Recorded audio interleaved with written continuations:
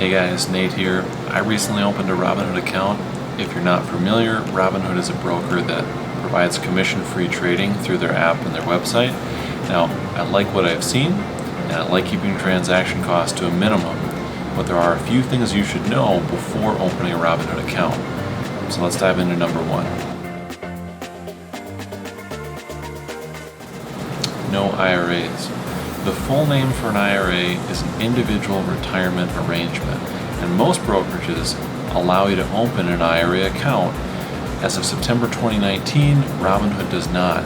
That means as a long-term investor, you could be giving up on significant tax benefits, things that would outweigh the commission fees you typically pay on almost any other broker's site.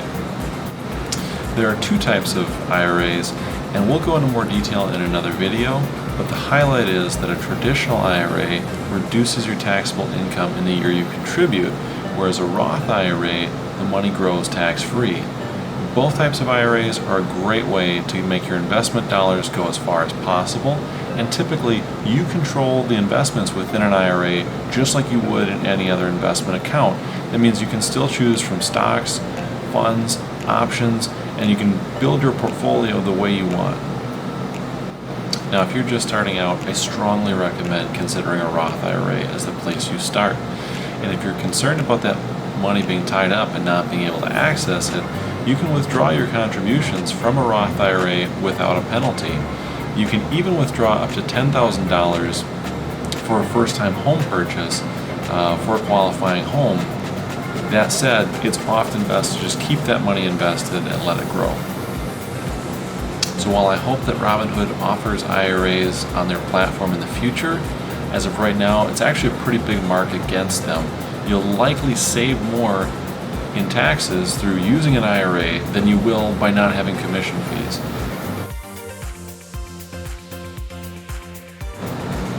Bad habits. This one isn't really a criticism of Robinhood so much as it is a caution about jumping in and out of investments. Because even if you're not paying a commission, you can still hurt your returns by jumping in and out of investments too frequently.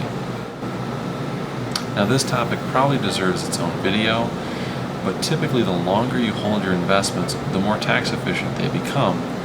This is because instead of paying a portion of your gains every year in taxes, that money stays invested and can earn additional returns. Taxable transactions are just one way that frequent buying and selling can hurt your returns, and so while Robinhood may not be charging you a commission on those transactions, don't let that tempt you into an undisciplined approach to investing. Like I said, this really isn't a criticism of Robinhood, but when there's no upfront or visible cost to transactions, it's really easy to start buying and selling without thinking through the consequences or doing proper research. Selling order flow. Now, if someone offers their service for free, it's a good idea to ask how they make their money. And Robinhood does have a few ways of making money, but the most notable is that they sell order flow. That means when a user places a trade, they sell that information to another company. It works a little something like this. You place an order to buy 10 shares of Apple. Before that order gets filled, Robinhood sends that information to a high-frequency trading firm.